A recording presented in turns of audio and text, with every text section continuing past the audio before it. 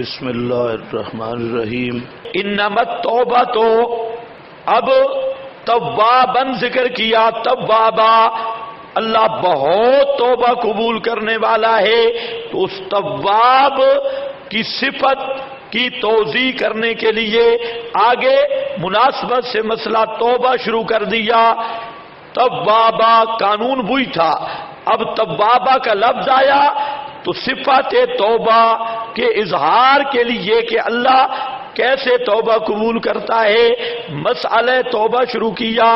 ان اور ترغیب الی التوبہ ہے، انما التوبۃ علی اللہ، انما التوبۃ علی اللہ، سوائے اس کے نہیں، توبہ اللہ کے ذمہ ہے، اللہ، لیکن یہ علی معتزلہ والا نہیں ہے کہ اللہ پر واجب ہو جائے، بلکہ یہ علی اہل سنت کہتے ہیں تفضلا ترحما، اللہ نے اپنے فضل کے ساتھ اپنے اوپر لازم کیا، جیسے کتب علی نفسہ الرحمہ، اللہ نے اپنے اوپر رحمت کرنا تفضلا لازم کیا، اسی طرح جہاں توبہ اوپر اللہ کے یعنی توبہ کا قبول کرنا اللہ کے ذمہ ہے، تفضلا للذین یعملون السوء، واسطے ان کے جو کرتے ہیں برے کام صغیرہ یا کبیرہ،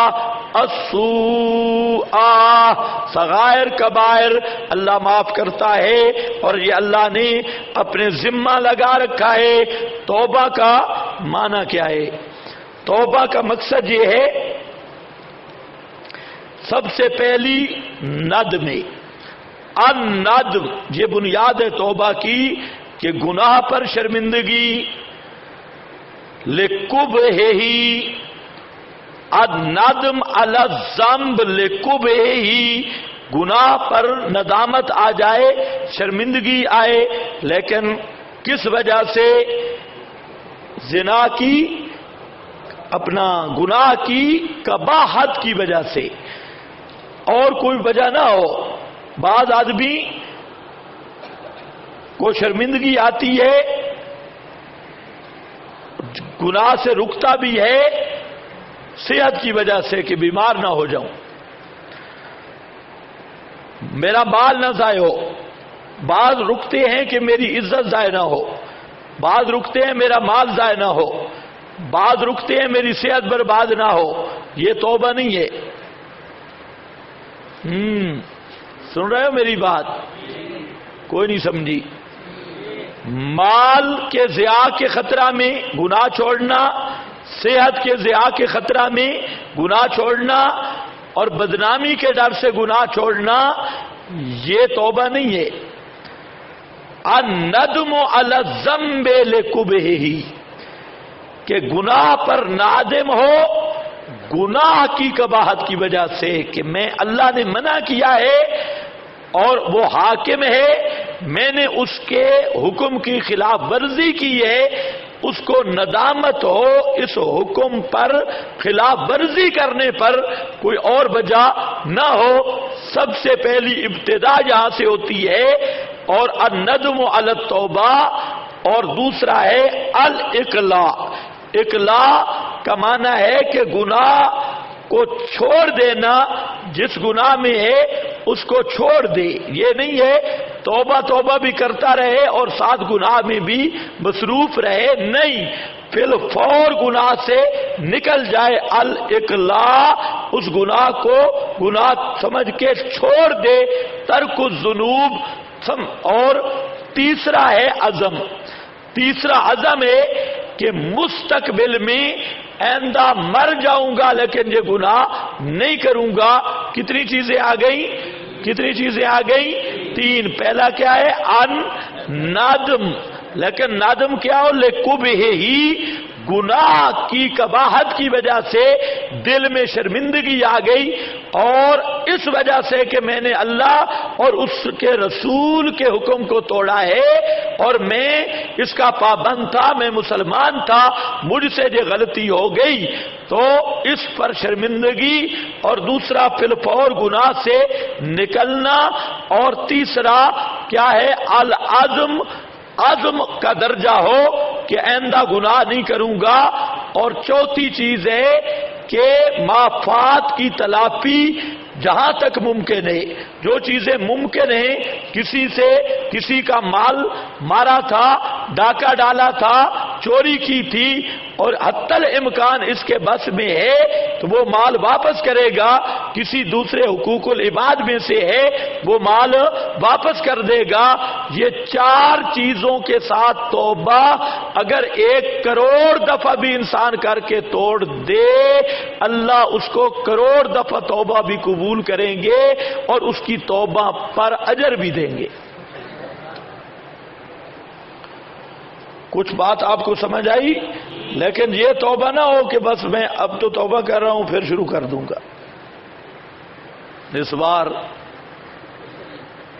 جب کوئی گناہ نسوار ویسے گناہ ہے نہیں، کیا خیال ہے آپ جیسے مفتیوں کا؟ ہاں، مفتیان کرام کی کیا رائے ہے؟ نسوار گناہ ہے، کفر ہے، حرام ہے، پھر گناہ کیا ہے؟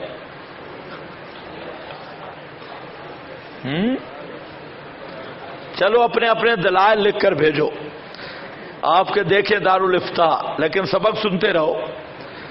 جو فارغ بیٹھے ہیں وہ لکھتے رہیں، اور جو سبق سن رہے ہیں وہ سبق پڑھتے رہیں۔ ہاں بھائی توجہ ہے؟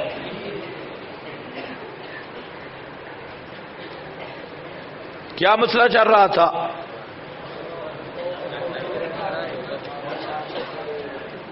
توبہ کی 4 شرطیں سمجھ گئے یا نہیں؟ اس میں سے بعض علماء احناف نے یہ کہا ہے کہ اگر نمازیں رہ گئی اور ان نمازوں کی بھی قضا کرے گا، بعض حنفیہ نے یہ بات کی ہے، لیکن دوسرے علماء اس کے قائل نہیں ہیں۔ حنفیہ کا یہ بعض علماء کا یہ قول ہے، انما التوبۃ علی اللہ، سوائے اس کے نہیں کہ توبہ اوپر اللہ کے ہے، تفضلاً اللہ نے اپنے ذمہ لے لی ہے، للذین، واسطے ان کے، یعملون السوء، جو کرتے ہیں برائی، صغیرہ یا کبیرہ گناہ کرتے ہیں، بجہالت، جہالت کا مطلب یہاں حماقت ہے، نادانی۔ جہالت ایک علم کے مقابلے میں بولا جاتا ہے، لا علمی وہ نہیں مراد جہاں کس کے مقابلہ میں ہے؟ علم کے مقابلہ میں جہالت نہیں، جہالت علم کے مقابلہ میں قطعاً نہیں، بلکہ جہالت سے مراد ہے حماقت۔ کبھی عالم کو بمنزلہ جاہل کے رکھ کے حکم لگایا جاتا ہے بوقت بے عملی کے، تو بے جہالت کل ذنب اصابہ عبد فہو جہالت عمدا کانا او غیرہ۔ فرماتے حضرت مجاہد تابی فرماتے ہیں کل ذنب،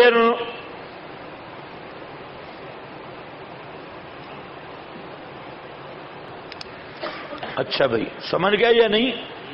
بے جہالت، جہالت کا معنی بولتے کیوں نہیں؟ حماقت، نادانی۔ تو حضرت مجاہد نے فرمایا کلو ذنب اصابہ عبد، ہر وہ گناہ جو بندہ کرے فہو جہالت، وہ جہالت ہے، عمدن ہو یا غیر عمد ہو، کلو عامل بمعصیت اللہ فہو جاہل ہین عملہا۔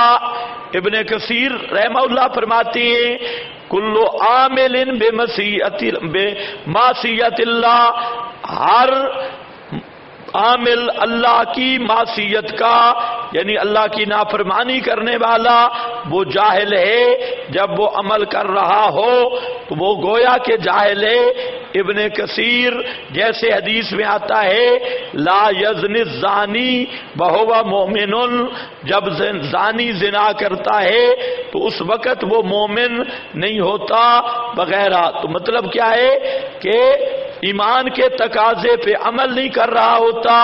ایمان کا تقاضا یہی تھا کہ زنا نہ کرتا، تو جب زنا کر رہا ہے تو ایمان کے تقاضے پہ غیر عامل ہے۔ تو اسی طرح تو جہالت یہ علم کے مقابل میں نہیں ہے کہ ناواقفی ہو، بے علمی ہو، بلکہ آمدن ہو تو نادانی حماقت ہے۔ ثم یتوبون من قریب، پھر توبہ کرتے ہیں من قریب، قریب سے معنی قبل از موت، قبل از حضور موت، غرغرہ کی حالت سے پہلے جب بھی کریں، لیکن مرنے سے پہلے اور برزخ کے مشاہدہ سے پہلے۔ فَأُولَٰئِکَ، پس یہی لوگ ہیں سمرا رجوع کرتے اللہ پاک اوپر ان کے، وَكَانَ اللَّهُ عَلِيمًا حَكِيمًا، اور ہے اللہ پاک جاننے والا، حکمت والا، علیمًا کہ کس نے دل سے توبہ کی ہے اللہ جانتا ہے، حکیمن اللہ حکمت والا ہے، بے عزتی نہیں کرتا، فضیت نہیں کرتا۔ وَلَيْسَتِ التَّوْبَةُ، تو اب بتا دیا توبہ کب تک قبول ہوگی؟ چپ تک۔ توبہ قبول ہوگی حضور موت تک، موت کے حاضر ہونے تک، غرغرہ کی حالت تک توبہ قبول ہوگی۔ من قریب کا یہی معنی ہے، تو اللہ ان کی توبہ قبول کرتا ہے۔ وَكَانَ اللَّهُ عَلِيمًا حَكِيمًا وَلَيْسَتِ التَّوْبَةُ، اور نہیں ہے توبہ، یہ زجر ما تخویف اخروی ہے، نہیں ہے توبہ بات سے ان کے یعملون السیئات، جو کرتے رہتے ہیں عمل برے، حتیٰ یہاں تک کہ آتی ہے ان کسی ایک ان کو الموت، موت یعنی موت کا مشاہدہ کرتے ہیں۔ قال انی تبت الآن، کہا اس نے کہ ابھی میں نے توبہ کی ہے، انی تبت میں نے توبہ کی، الآن ابھی، بل ان کی توبہ نہیں ہے، نہیں قبول، بل الذین، اور نہ ان کی یموتون جو مرتے ہیں، وہم کفار، وہم کفار، اس حالت میں کہ وہ کافر ہوں، کفار کافر ہوتے ہیں۔ اولئک اعتدنا ثمرا، انہی اولئک یہی لوگ ہیں تیار کیا ہم نے واسطے ان کے عذابًا علیما، عذاب دردناک۔ وَلَيْسَتِ التَّوْبَةُ لِلَّذِينَ يَعْمَلُونَ السَّيِّئَاتِ حَتَّى إِذَا حَضَرَ أَحَدَهُمُ الْمَوْتُ، اس کا ایک معنی تو ظاہر ہے کہ جب موت شروع ہو جائے اور دوسرے عالم کا مشاہدہ یعنی غرغرہ کی حالت طاری ہو جائے تو اس وقت کی توبہ قبول نہیں۔ تو یہ اس بات کی دلیل ہے کہ غرغرہ کی حالت سے پہلے کی توبہ قبول ہے۔ اس کو تعبیر کرتے ہیں توبہ یأس کی قبول ہے۔ یأس کا معنی زندگی سے مایوس ہوا اور ابھی تک عالم برزخ کا مشاہدہ نہیں ہوا، تو اس وقت توبہ کرے، ایمان لائے، وہ قبول ہے۔ اور جب مر گیا اور کافر تھا، حالت کفر میں مرا، تو اس کی توبہ قبول نہیں ہوتی۔ اس پر اشکال ہے